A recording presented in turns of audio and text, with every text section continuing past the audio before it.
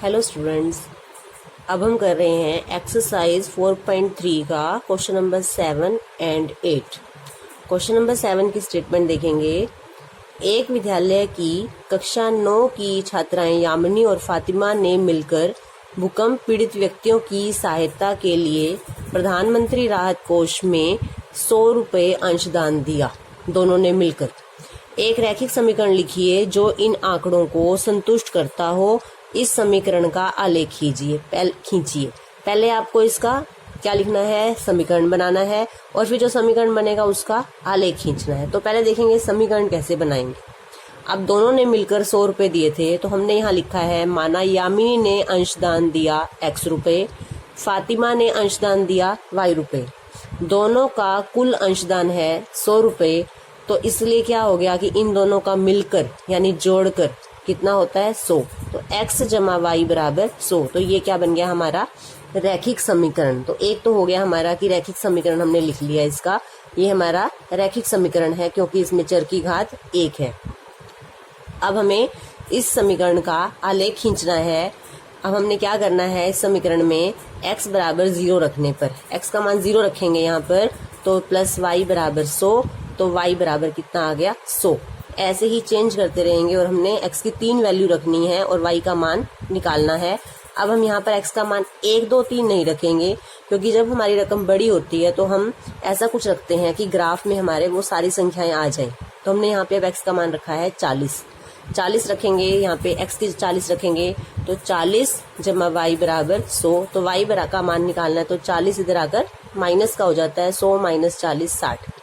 जब भी हम किसी रकम को साइड चेंज करते हैं तो उसका साइन चेंज हो जाता है, उसका निशान बदल जाता है। तो 100 माइनस 40 कितने हो गए 60। समीकरण 1 में x का मान हमने 60 रखा है, तो यहाँ पे 60 जमा y बराबर 100, y बराबर 100 माइनस 60। तो y का मान क्या आ गया 40। अब हमने 3 मान रख लिए और y के 3 मान आ गए। अब हमने इससे क्या बनानी है, तालिका बनेगी हमारी। हमने x के जो मान रखे वो यहाँ रखेंगे और जो y के मान निकल के आए उन्हें यहाँ रखना है। x का मान हमने 0 रखा था तो y 100, x 40 तो y 60, x का मान 60 रखा तो y का मान 40। अब इस तालिका का यूज करके हमने एक क्या बनाना है, इसका आलेख। हमारे तालिका में जो x और y के मान है उसके लिए हम यहाँ पर आलेख बना रहे हैं। आलेख बनाने के लिए सबसे पहले आपको ये कार्तीय तल बनाना है, जो ऐसा हमने 3rd चैप्टर में बनाया था। बिल्कुल साफ साफ बनाना है आपको, और स्केल से आपको बिल्कुल बराबर दूरी पर पॉइंट्स लगा लेने हैं। अब हमने देखा था x का मान हमने 0, 40 और 60 रखा है, तो हमें 60 तक की संख्याएं चाहिए x एक्सिस पर। x के मान ये यहाँ पे आएंगे, तो हमें माइनस की रकमें नहीं चाहिए। तो मैंने इसलिए x डैश की तरफ ज़्यादा लाइन नहीं बनाई है क्योंकि मुझे माइनस की संख्याएं नहीं चाहिए। तो मैंने यहाँ से अब 60 तक का चाहिए, तो मैंने यहाँ से 10-10 का गैप लेना स्टार्ट किया। 10, 20, 30, 40, 50, 60, आप कितना भी ले सकते हो। और y पे जो हमारी वैल्यूज हैं वहाँ भी हमें माइनस की संख्याएं नहीं चाहिए, तो मैंने नीचे ज़्यादा लंबा y डैश नहीं बनाया है, बस इतने पर ही रख दिया है उसे। अब हमें y पे भी, y एक्सिस पर भी ऐसे ही निशान बनाए हैं बराबर बराबर दूरी पर। यहाँ पे वैल्यू रखते हैं, यहाँ भी 10-10 का गैप ले रहे हैं हम।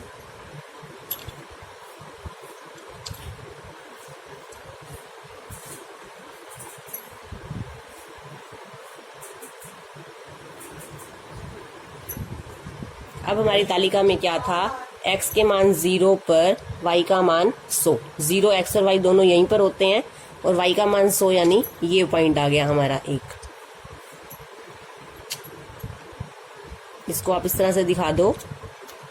इस पॉइंट को हमने ले लिया, x का मान 0, y का मान 100।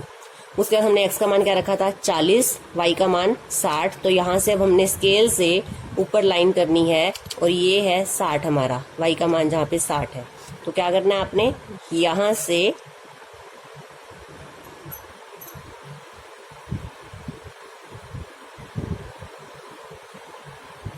और इधर 60 से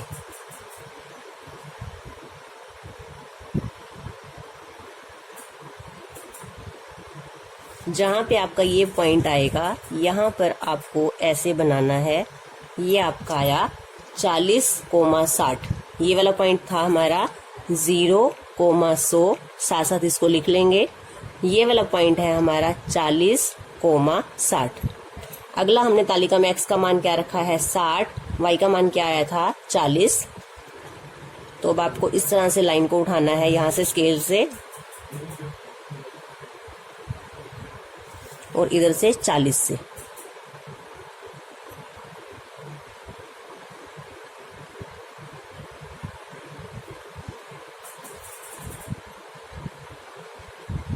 तो ये जो लाइन पॉइंट आएगा इसको आपने ऐसे दिखाना है, ये हमारा पॉइंट है 60,40। आगे x का मान होता है, पीछे वाला y का मान होता है। ये हम कर चुके हैं 3rd चैप्टर में। अब हमने क्या करना है, हमारे 3 जो पॉइंट्स आ गए हैं इसे हमने स्केल से मिलाना है। अब आप यहाँ पे स्केल रखो इस तरह से, जो तीनों पॉइंट को मिलाए आपके।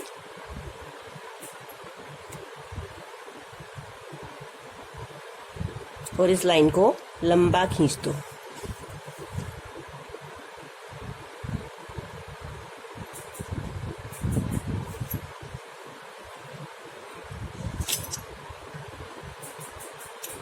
तो ये क्या है हमारा, ये हमारा जो हमारा समीकरण था कौन सा, x प्लस वाई बराबर 100, इसका ये आलेख है।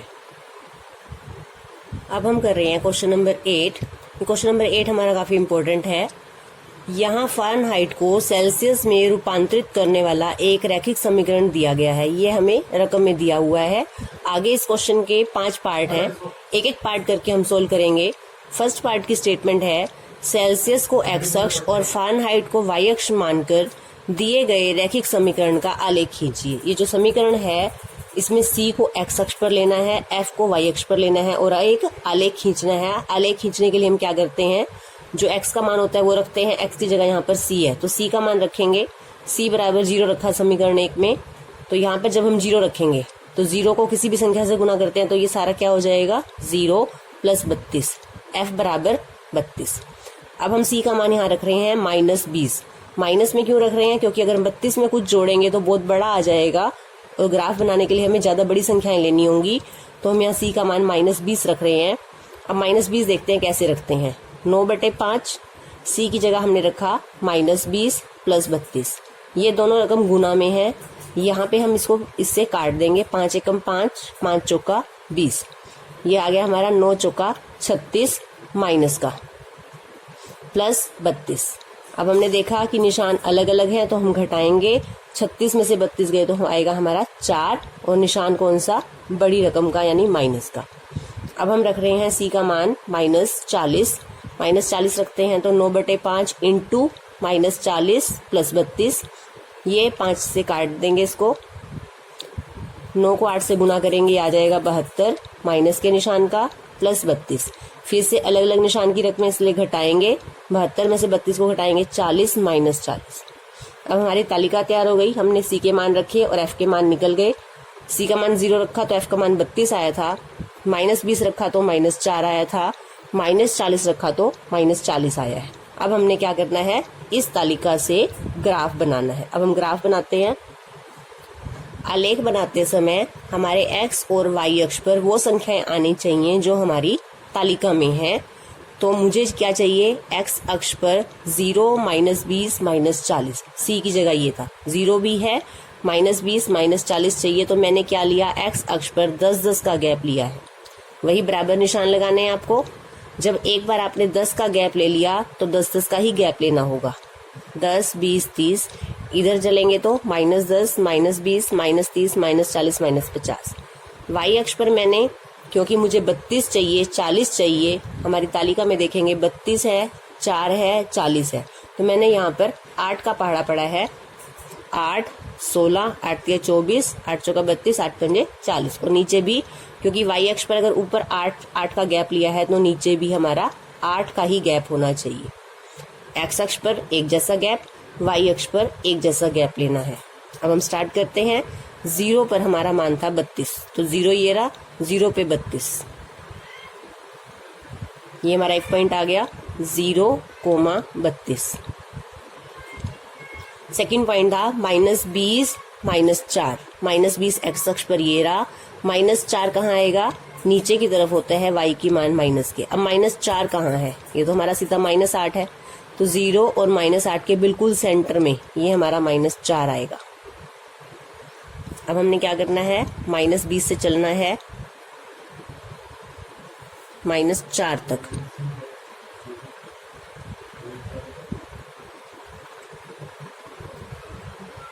तो ये जो पॉइंट है हमारा, ये हमारा पॉइंट है -20, -4।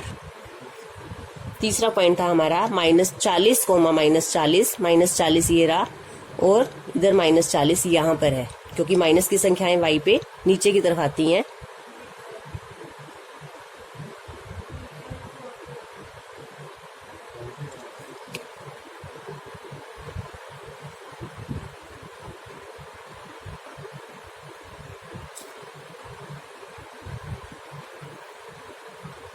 अब हमारे जो 3 पॉइंट, एक ये रहा, एक ये, और ये तीसरा पॉइंट, इसको लिख देंगे -40, -40। अब इसे मिलाएंगे।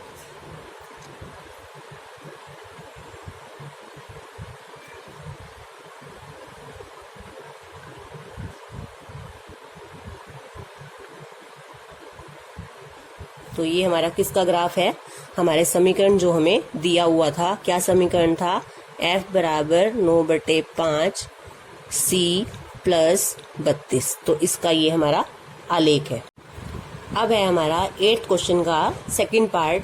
यदि तापमान 30 डिग्री C है तो फ़ारेनहाइट में तापमान क्या होगा। F का मतलब होता है तापमान को फ़ारेनहाइट में, C का मतलब होता है तापमान को सेल्सियस में। तो हमें ये 30 डिग्री जो है C का मान दिया हुआ है, और हमें फ़ारेनहाइट में F का मान बताना है। तो हमने यहाँ पे C की वैल्यू 30 रखी, 9/5, C का मान 30 प्लस 32। अब फिर से वही हमने किया था तालिका बनाते समय, 5 को इससे काटेंगे। अब ये 9 और 6 को हमने क्या करना है, गुना, 9 6 का 54 आ गया, प्लस 32, दोनों को प्लस करेंगे तो ये हमारा आ गया 86। इसका मतलब हमारा जो 30 डिग्री तापमान सेल्सियस में है, वो तापमान फ़ारेनहाइट में कितना है, 86 डिग्री फ़ारेनहाइट। आगे है 4th पार्ट। यदि तापमान 95 डिग्री फ़ारेनहाइट है तो सेल्सियस में तापमान क्या है। अब हमें F का मान 95 दिया हुआ है, और हमें C का मान ज्ञात करना है। हमारा समीकरण ये है 9/5 इंटू C प्लस 32। F का मान हमने क्या रखा, 95, 9/5 C प्लस 32। अब हमें C का मान निकालना है। ध्यान देंगे, जब भी किसी समीकरण में से हमें किसी चर का मान निकालना हो तो हम क्या करते हैं, पहले जो रकम इससे बिल्कुल अलग है, ये एक इकट्ठी रकम मानी जाती है, इससे जो बिल्कुल अलग है आपकी संख्या, उसको सबसे पहले आपने साइड चेंज करके लाना है। 32 को जब हम साइड चेंज करके लाएंगे, यहाँ प्लस का है, इधर आकर माइनस का 32 हो जाएगा। तो 95 माइनस 32, और जो ये 9/5 इंटू C है वो इसी साइड पे ही है, इसको माइनस कर लेंगे, ये आ गया हमारा 63 बराबर 9/5 इंटू C। अब 9/5 की भी साइड चेंज करेंगे, ताकि अब हमारे पास क्या है, 9/5 इंटू C है। मैं चाहे इसको इधर और इसको इधर लिख दिया, यहाँ हमने साइड चेंज नहीं की, यहाँ तो हमने बस इसको इधर और इसको इधर किया है। अब 9/5 C बराबर 63, C का मान निकालना है। अब 9/5 को उधर कैसे लेके जाएंगे, जब आप किसी भिन्न को उधर लेके जाते हो तो ये भिन्न जो है साइड चेंज होने से पलट जाती है। तो यहाँ पे क्या आएगा आपका, 63 गुना 5/9। जो यहाँ 9/5 था वो इधर क्या आएगा, 5/9। अब हमने इसको हल करना है। एक अंश और एक हर को हम यहाँ पे एक ही पहाड़े पर काट सकते हैं, तो 9 से हमने इसको काट दिया।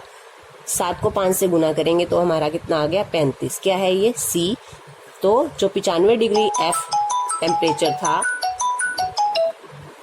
वो हमारा सेल्सियस में है 35 डिग्री C।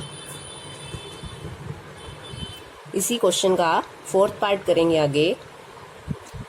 यदि तापमान 0 डिग्री C है तो फ़ारेनहाइट में तापमान क्या होगा।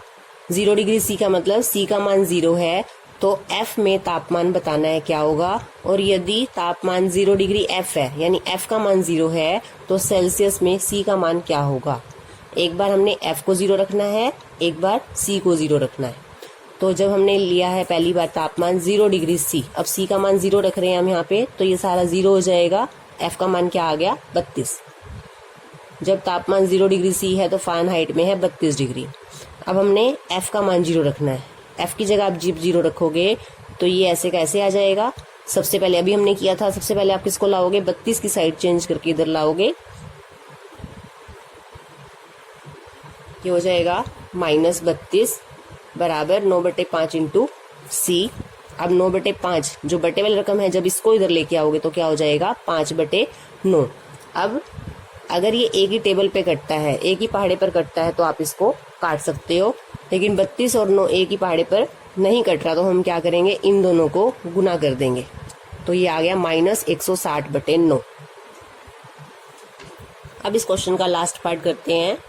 क्या ऐसा भी कोई तापमान है जो फ़ारेनहाइट और सेल्सियस दोनों के लिए संख्यात्मक समान है, यानी कोई ऐसा मान है जहाँ पे F और C इस समीकरण दोनों के लिए सेम वैल्यू हो। तो जो हमने आलेख बनाया है इस सवाल के लिए, ये हमारा क्वेश्चन है, इसमें हमने जब ये तालिका बनाई थी तो हमने C और F दोनों का मान -40 ज्ञात किया था। तो ये दोनों क्या हैं, सेम। तो हमने यहीं से लिखना है, आलेख से बिंदु -40, -40 इस समीकरण के आलेख पर स्थित है। अतः C बराबर -40 और F बराबर -40 संख्यात्मक समान है।